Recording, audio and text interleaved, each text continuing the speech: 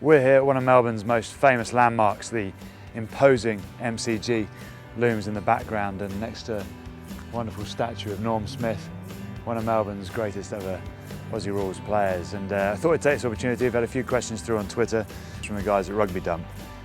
The first is, what is it like visiting Australia as a Lions fan this time around? And how does it compare to the atmosphere of 2005 when you went to New Zealand?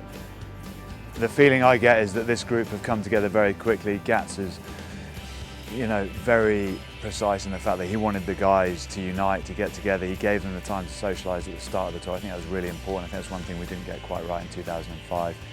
A young squad in New Zealand. We had a lot of old guys. Obviously Clive was in charge. We relied heavily on those England players, a lot of which were really nearing the end. So I think it's very different this time around. Having sat in the stadium, just seeing the buzz around rugby union as a whole, you're just seeing how quickly the game is changing and moving forward, and how the fans are really getting behind this team as well.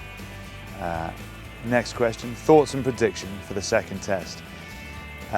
Thoughts on the second test, I think the Lions are going to come up against a very focused, determined and prepared side that want to go out and turn this team around, turn their series around, because they were within sniffing distance of clinching that game at the weekend with the kicks they missed.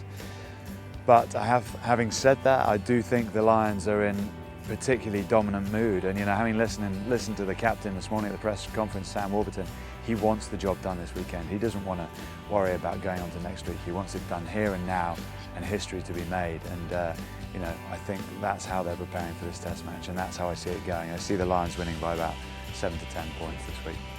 Finally, from Rugbydump, thoughts on the physical toll of this year's tour, and do I think it's a natural part of the game? Yes.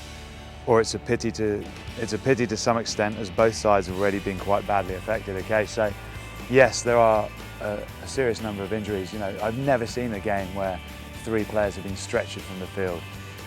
So the Aussies had a particularly rough time last week.